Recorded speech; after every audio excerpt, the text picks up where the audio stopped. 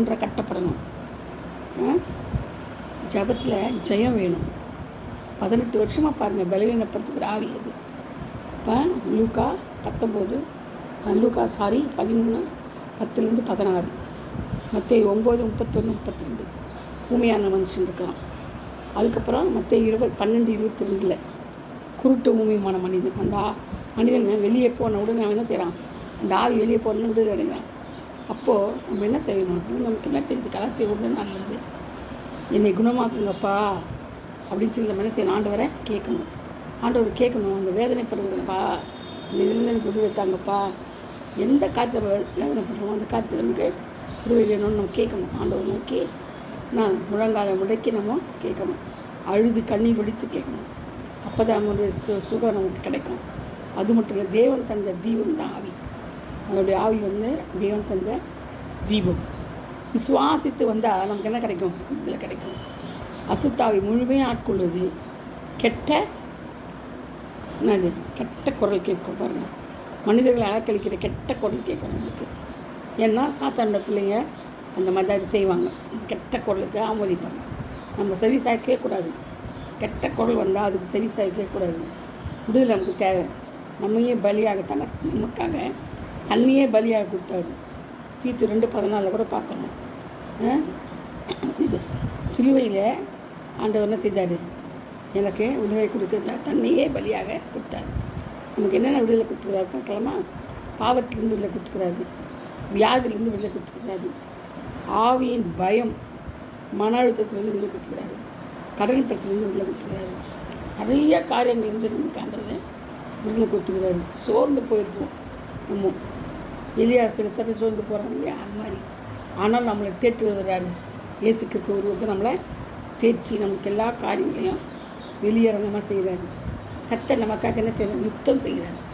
நம்ம தேவனுடைய பதில் வரலன்னா நமக்கு என்ன செய்யுது? சோர்வு வருது. சோர்வு வந்தோடனே நம்ம என்ன செய்யணும்? ஜெபிக்க மறந்துடணும். அப்படி இருக்கக்கூடாது பிரியமானவர்களே. ஜெபிக்க மறக்கவே கூடாது. சோர்வு வந்தால் கூட நம்ம என்ன செய்யணும்? தொடர்ந்து ஜெபிக்கணும். ஜெபத்தை விட்டுறக்கூடாது. ஜெபந்தான் ஜெயம். ஜெபம் இல்லைன்னா ஜெயம் கிடையாது. கிறிஸ்து அவரே பிதாட்ட போய் ஜெபம் பண்ணார். எப்படி ஜெபம் பண்ணார்னா, வேர்வை ரத்தம் சிந்தி ஜெபம் பண்ணார். வேர்வை ரத்தமாக ஊற்றிச்சு. அப்படி தான் ஜெபம் பண்ணார் இல்லையா? சோர்ந்து போயிருந்தால் கூட ஆண்டவரே இந்த பாத்திரத்தை கொடுமானா நீங்கிட்டும், ஆகிய உங்களோட சித்தத்தின்படி ஆக கிடவுதுனார். அப்போது வேர்வை ரத்தமாக ஊற்றுது. அந்த அளவுக்கு அவர் என்ன செய்கிறார்? வியாகுலப்பட்டு ஜெயிச்சிருக்கிறார். இதே மாதிரி அண்ணால் என்ன செய்கிறார்? பைத்தியம் போல் வியாகுலப்பட்டு பிதற்றி கண்ணீர் மௌனமான செய்கிறார். அழுது ஜெபிக்கிறார். கண்ணீரை ஆண்டவர் கண்டார். அந்த ஏலி கூட என்ன செய்கிறார்? இல்லைன்னா குடிச்சிட்டு இருக்கிறியா? வெறியை விட்டு விளக்குங்கிறார். குடிகாரி போல் ஆண்டவர் அவன் என்ன செய்கிறார்? ஒத்துட்டு மட்டும் செய்யுது. அப்போ அவளுடைய வியாகுலம் உதட்டில் வெளிப்படுது. இறுதிக்கு வியாகுலம் வெளியே வருது. அந்த மாதிரி நம்ம கூட ஆண்டவர்கிட்ட என்ன செய்யணும்?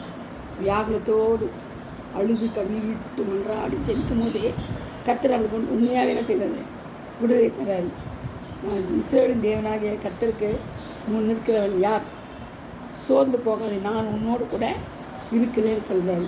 உன் நம்பிக்கை வீண் போகாது நான் சொல்கிறார். பார்த்தீங்களா? சோர்ந்து போகாது, நம்பிக்கை வீண் போகாது. எப்போவுமே ஆண்டவரை நினச்சிக்கிட்டே இருக்கணும். நம்ம எப்போவுமே ஆண்டவரை துதிச்சிட்டே இருக்கணும். எப்போதும் அவர் நம்ம கண் முன்னு வச்சு நிறுத்தி சிலுவையின் காட்சியோடு காண்டு நம்ம அவரை துதிக்கணும், செபிக்கணும், ஆராதிக்கணும். எல்லாமே நமக்கு எல்லாமே அவர் தான். அவர் இல்லைன்னா நம்மளால் ஒன்றுமே பண்ண முடியாது. நம்ம கையும் காலையும் ஆட்ட முடியாது, சுவாசிக்க முடியாது. அப்படி அதனால தான் அவங்களே சொல்லிட்டாங்க பாருங்கள், ஒரு க்ளூ கொடுத்த மாதிரி, என்னால் அஞ்சு உங்களால் ஒன்றும் செய்ய இயலாதுன்னு க்ளூ கொடுத்துருவாங்க.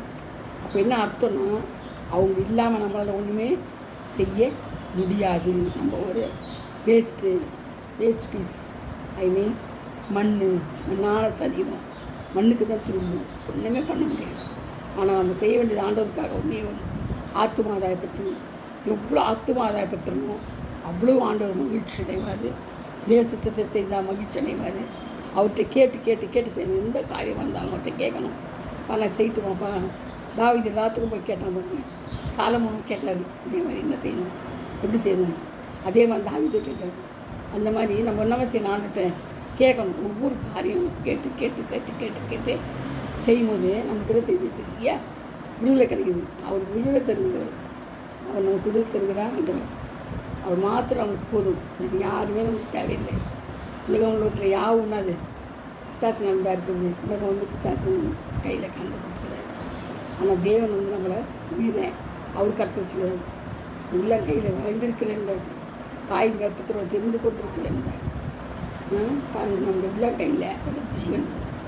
நம்ம ஜீவன் அவர் உள்ள கையில் இருக்கணும். என் பலத்த கருத்தில் நடக்கிறேன்றார். என் பலத்த கருத்தில் நம்ம அவர்கிட்ட இருக்கிறோம். நம்மளோட ஜீவன் நம்ம கருத்தில் இருக்கணும். பார்த்தீங்களா, நம்மளோட ஜீவன் அவரோட கருத்தில் இருக்கும்போது நம்ம எவ்வளோ பயங்கரமாக பக்தியாக இருக்கணும் பாருங்கள். இல்லையா, நிறைய பக்தி பயத்தோடு இருக்கணும். ஒரு இந்துக்கள் கூட பாருங்கள், புரிததியாக ரோட்டில் போனோட அப்படியே அந்த இதை பார்த்துட்டு கும்பிட்டு போனோம். இப்படி ஊந்து தோப்பக்காரன் போகிறோம். நம்ம தேவாலயத்துக்கு போகிறோம், செருப்பை போட்டு ஷூவை போட்டுருந்தோம். தன்னாவிட்டா போய் கால் மேலே கால் போட்டு உட்காந்து ஒரு பைபிள் இல்லாமல் செல்லை தூக்கி போயிட்டு அதில் பைபிளை பார்த்துட்டு தன்னாவிட்டா வரும். இது ஜீவனில் தேவன், உயிர் பிக்கிற தேவன், உயிர் கொடுக்குறவர், உயிரை கொடுக்குறவர். அவர் உயிரை எடுக்கிறவங்க தான் கொடுக்குறவங்க. அவருக்கெல்லாம் பயப்படாமல் துணிகரமாக நம்ம செய்யணும். ஆனால் நம்ம அந்த பாருங்கள், மண்ணான மனுஷன் கல்லாருக்கு மண்ணுக்கு என்ன செய்யலாம், ஊந்து கும்பிட்டுருக்குறான், பயப்படுறான். ஏன்னா அது எங்கடா சமைச்சிட்டு போகுது, கண்ணை குத்த போகுது அப்படின்னு பயப்படுறான். ஒன்றும் இல்லாததுக்கே பயப்படும்போது நம்ம ஜீவனில் தேவனுக்கு நம்ம எப்படி பயப்படணுமா வேண்டாமா? பயப்படணும். இதுதான் ஆகணும். அந்த கட்டளை, அவருடைய கட்டளையும் கற்பனையும் கை கொள்ளணும். அதான் நம்மளுக்கு ஜீவன் வரும். ஜீவன் அவர் தான் நம்மளுடைய ஜீவனை.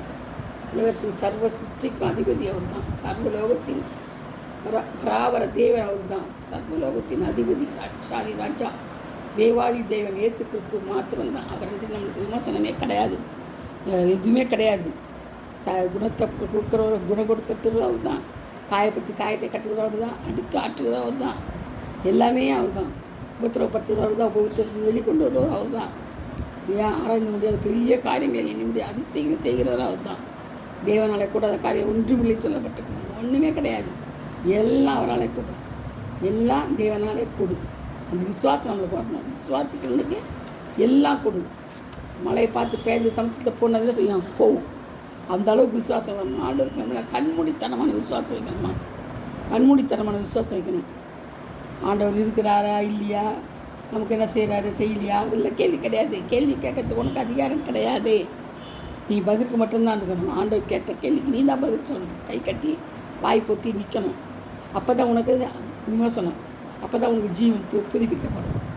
நம்ம ஆண்டவரை கேட்கறதுக்கு எந்த வித தகுதியும் கிடையாது, எந்த வித ரூல்ஸும் கிடையாது. அவர் தான் ரூலர் ஆஃப் த வேர்ல்டு. உலக முழுவதுக்கும் ஒரே விதமான இயேசு கிறிஸ்து மட்டும்தான். எல்லாருக்காகவும் அவர் உயிர்த்திருந்தார். எல்லாருக்காகவும் அவர் தன்னை உயிரை விட்டு திரும்ப உயிரை உயிர்த்திருந்தார். 3ஆம் நாள் உயிர்ப்பிக்கப்பட்டார். எப்படி? இதுக்காக நம்முடைய பாவங்களை துக்கங்களை சுமக்கிறதுக்காக, எல்லாருக்காகவும். உலகத்தின் பாவத்தை சுமந்து தீர்க்க தேவ ஆட்டுக்குட்டி அவர் தான். உலகத்தின் முழுவதுக்கும் இந்துக்கள், முஸ்லீம்கள், மலையாளம், தமிழ் எல்லாம் கிடையாது. அப்படி கிடையாது. இயேசு தான் படித்தார். ஆதாமியாவால் படித்தார். அதுலேருந்து வந்த சந்ததி. அவங்க எல்லாருக்கும் ஒரே தேவன் இயேசு கிறிஸ்து மட்டும்தான். பிதாவாகிய தேவன் மட்டும்தான். அதனால் நம்ம அவரை மட்டும் பிடிச்சிக்குவோம், அவருக்குள்ளே வாழ்வோம். கர்த்தருடைய ஆவியை சோதிக்கிறதுக்கு ஒன்றும் கிடையாது. அதுக்கு ஒரு மனம் படக்கூடாது, அதிகாரத்தை பண்ணக்கூடாது, அதிகாரம் பண்ணக்கூடாது. எப்போவுமே ஒரே காரியத்தில் நிற்கணும். அவர் மட்டும்தான் நமக்கு வேணும் அப்படி நம்ம பிடிவாதமாக நின்னோம்னா எல்லா காரியங்களையும் அவரே செய்வார், பார்த்துக்கொள்வார். எல்லா அதிகாரங்களும் எனக்கு திருப்பி தாருங்கப்பான்னு கேட்கணும். அப்பா எனக்கு அதிகாரங்களை திருப்பி தாங்கப்பா, என் கம்பீர சத்தம் கேட்கணும்ப்பா, என்னுடைய பிள்ளையாக நான் மாறி புது சிருஷ்டியாக நான் ஜீவிக்கணும்ப்பா அப்படின்னு சொல்லாமல் சரி நான் ஆலோசனை ஆண்டவர்கிட்ட கேட்கணும். ஒவ்வொன்றும் ஆலோசனை கேட்டு கேட்டு கேட்டு நடக்கணும். அப்போ தான் நம்மளுக்கு என்னது விமர்சனம். அதனால் நம்ம எப்படி ஆபிரகாமுக்கு ஆபிரகாமோட பிணைக்கப்பட்டோம் இல்லையா, அவிசுவாசிகளோட பிணைக்கப்படவே கூடாது. ஆபிரகாம் வந்து முதல்ல விக்கிரகாரராக தான் இருந்தார் இல்லையா. ஃபஸ்ட்டு ஆண்டவர் அவனை தெரிந்து கொண்டார் இல்லையா. ஆபிரகாம் அந்த தாசனே இருந்தார். அப்போ இருக்கும்போது பாருங்கள் எவ்வளோ ஆண்டவர் வந்து அவருடைய பிள்ளையாக மாற்றுறாரு. எல்லாவற்றிலும் விசுவாசத்தின் தகப்பன் பேர் பெற்றான். ஆபிரகாம் எங்கேருந்து எப்படி பேர் பெற்றான் பாருங்கள். செய்யலாம் செஞ்சுட்டு வரும். ஈசாக்கை பலியிட்டு சொன்னார், உடனே பலி எடுத்து கூட்டு போயிட்டார். கத்தியத்தை ஓங்கினார். ஆண்டவராக பார்த்துன்னு சரி நிறுத்தி அவனுக்கு ஜீவனை தந்தார். பாருங்கள், ஆபிரகாம் தன்னை எல்லாவற்றையும் கொடுத்துட்டு ரெடியாக ஆண்டவருக்காக தான் உயிரை கிட்டத்தோட கொடுத்துருப்பான். ஏன்னா அவர் மேலே அவ்வளோ ஒரு நம்பிக்கை, விசுவாசம். நம்ம இருக்கிறோமா? இந்த விசுவாசத்தில் நம்ம இருக்கிறோமா? இல்லவே இல்லை. ஆண்டவரே கேள்வி கேட்டுட்டு ஆண்டுகிட்டே உட்காந்து பேசிக்கிட்டு ஆண்டுகிட்ட சண்டை போட்டுக்கிட்டு ஆண்டுகிட்டே உட்காந்துருக்கோம். ஆனால் நம்ம அந்த ஆண்டவர் சொன்னதையும் சேர்த்து கிடையாது, ஒன்றுமே கிடையாது. ஆனால் ஆண்டவர் போட்டு நான் அவங்க பேச்சு கேட்கணும். அது எப்படி ரொம்ப இதாகத்தனமாக இருக்குது, முட்டாள்தனமான கேள்வியாக இருந்ததுலாம்.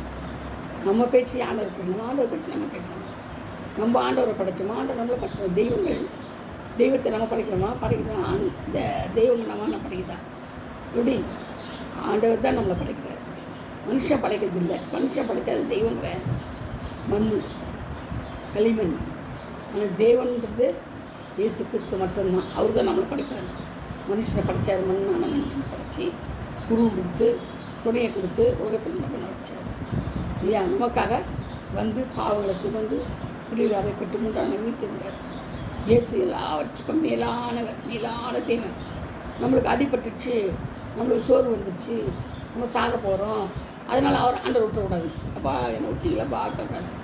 அவருக்கு தெரியும் நீ எங்கே வைக்கணும், எங்கே வைக்கக்கூடாது, எப்போ சாகடிக்கணும், எப்போ சாகடிக்கக்கூடாது. கொல்லுகிறோம் உயிர்ப்பிக்கிறோம் இயேசு ஒருவர் தான். கொன்னுட்டு போட்டுருவார், கொன்னே போட்டுருவார். ஆனால் அந்த இடத்துல கொண்டு போட்டார் பற்றி 10,000கணக்கான பேரை முறுமுத்துனால அத்தனை பேரை கொண்டு போட்டார். அதே மாதிரி உயிர்ப்பிப்பார். உயிர்ப்பிக்கிறவனா அவர் தான். கொண்டு உயிர்ப்பிக்க மாட்டார். அது இருக்கும் அவர் கருத்துற எல்லாரும். நம்ம என்ன செய்யணும்? நம்மளை ஃபுல் சரண்டர் அவர்கிட்ட பண்ணணும். அவர் இல்லாமல் நம்மளால் ஒன்றும் செய்ய முடியாது. நம்ம முதல்ல உணர்ந்து ஃபுல் சரண்டர் அவர்கிட்ட பண்ணோம்னா தான் நம்ம பழைக்க முடியும், அப்போ தான் வாழ முடியும். அவர் இல்லாமல் ஒரு செகண்டை ஒரு நொடி கூட நம்மளால் வாழவே முடியாது. எல்லாத்துக்கும் காரணக்கர்த்த இயேசு ஒருவர் தான், அவர் மாத்திரம்தான். நீங்கள் இந்த வசனங்களை இது எல்லாத்தையும் செய்யுங்க. மெசேஜை எல்லாருக்கும் ஃபார்வர்ட் பண்ணுங்கள், ஃப்ரெண்ட்ஸுக்கெல்லாம் சப்ஸ்கிரைப் பண்ண சொல்லுங்கள். அநேக ஆத்துமாக்களுக்கு பிரயோஜனப்பட்ட மாதிரி அனுப்பிவிடுங்க. எல்லா ஆத்துமாக்களுக்கும் அனுப்புங்க. ஒன்றுமே கிடையாது, எல்லா கர்த்தருடைய பிள்ளைங்க தான். அதனால் நீங்கள் தைரியமாக ஆண்டவருடைய பிள்ளைங்களுக்கு மட்டும் இல்லை, புறஜாதியர்கள் எல்லாருக்கும் அனுப்புங்க. அவங்க வசனம் ஆறுதலாக இருக்கும், அவங்க கேட்பாங்க. அவங்களும் யார்? ஆண்டோட பிள்ளைங்க தான். எல்லாமே நம்மளுக்கு ஆண்டோட பிள்ளைங்க தான். அதனால் சகோதர சகோதரிகள் தான் நம்மளுக்கு எல்லாருமே. அதனால் தைரியமாக நீங்கள் இதை அனுப்பி விடுங்க, ஃபார்வர்ட் பண்ணி சப்ஸ்கிரைப் பண்ண சொல்லுங்கள். நம்ம ஆத்துமாக்கள் நம்ம ஆண்டோட்ட கொண்டு போகணும். நம்ம செத்து போயிட்டோன்னா நம்ம தான் தூங்க போகிறோம், ஒன்றே தூங்க போகிறது. துணியை கூட கட்டி தான் போகிறானுங்க. நகரட்டாக ஒன்றுமே இல்லை, ஒரு புது துணியாக இருந்தால் ஒன்று வாங்கி போட்டு அனுப்புவாங்க தலைவிக்குன்னு. மற்றபடி என்ன இருக்குது நம்ம தூங்க போகிறோம் இல்லை. ஆனால் ஆத்துமாவை ஆதாயப்படுத்தணும்னா எல்லா ஆத்துமாவை கொண்டு போய் அங்கே ஆண்டு கொடுத்தோம்னா ஆண்டு சந்தோஷப்படுவார். உள்ளே பிரவேசி மகனேன்னு சொல்லுவார். இல்லைன்னா நரகத்தில் தள்ளி விட்டுருவார். ஏன்னா இத்தனை வருஷம் நான் உன்னை உயிரோடு விட்டுச்சு, நீ என்ன செஞ்ச, எனக்காக நீ என்ன செய்தான்னு கேட்பாங்க. அப்போ நம்மளுக்கு அவமானமாயிடும். ஆனால் நம்ம ஆத்துமாக்கள் ஆதாயப்படுத்தணும்னா நமக்கு எந்த கேள்வியும் வராது. ஆண்டு பரலோக ராஜ்யத்தில் நம்ம திறந்துருவார்.